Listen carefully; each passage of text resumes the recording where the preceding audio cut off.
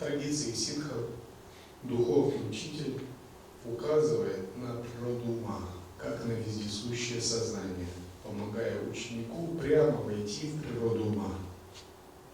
Иногда такое прямое указание происходит церемониально, иногда совершенно неформально.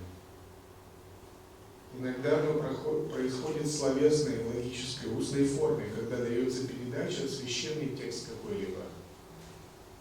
Иногда оно происходит в символической форме, например, когда учитель показывает зеркало и дает наставление, как отличить зеркало и отражение, как утвердиться в зеркале и быть независимым от отражения.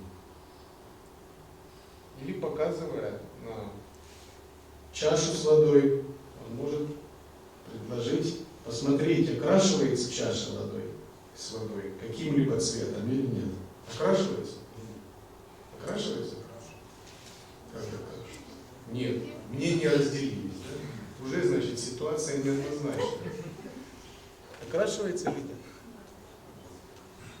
Так окрашивается или нет? Нет. На самом деле нет. На самом деле нет, но возникает иллюзия окрашиваемости. Так?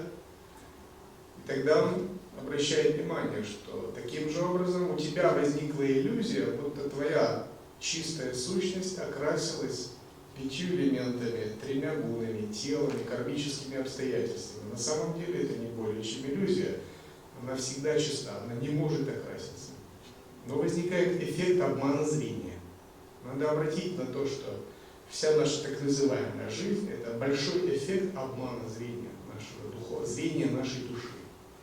Никакого окрашивания нет, несмотря на пребывание в любом из состояний, измерений, наша трансцендентная сущность не окрашивается. Либо духовный учитель передает в состоянии молчания и безмолвия до тех пор, пока ученик не получит это послание. Если ум ученика обладает верой, достаточно спокойно и чисто, он может уловить эту прямую передачу. Все это называется шравана, пратикличный даршан. Уловив эту прямую передачу, надо осмыслить ее. Надо обсудить ее с духовным учителем и проверить, то ли это состояние или нет. Получить подтверждение у духовного учителя. Из священных книг надо самому поразмышлять. Это называется манна. И в процессе такого подтверждения духовный учитель задает некоторые вопросы. И на основании ответов можно сделать, к какой стадии созерцания принадлежит ученик. Может, он принадлежит к стадии передачи, или к стадии зачатия, или к стадии вынашивания, или даже к стадии рождения. Невозможно подделать ответ, заранее выучив.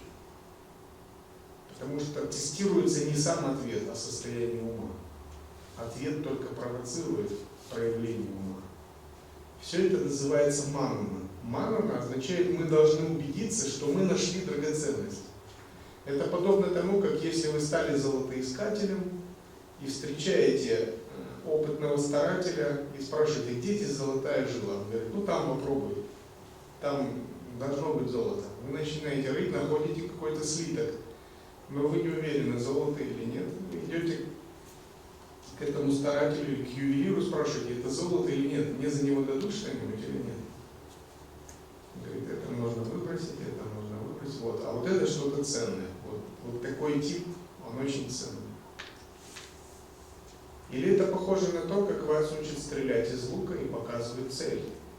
Если духовный учитель говорит, видишь, вон там далеко есть мишень, в нее надо попасть. Вы стреляете, но вы не совсем видите. Он говорит, чуть-чуть правее, чуть-чуть левее. Вот, стреляй, попал. Это твоя цель. Таким же образом, когда мы выполняем принцип манна на осмысление природы ума и получаем подтверждение, что да, это оно, что мы попали в цель, это определенное достижение. Оно называется зачатием. Это означает, что бессмертный ребенок внутренней осознанности внутри нас зачался, что теперь он может самостоятельно внутри нас расти, если мы правильно практикуем. И следующая, дальнейшая жизнь и практика йогина заключается в том, чтобы этого ребенка вынашивать.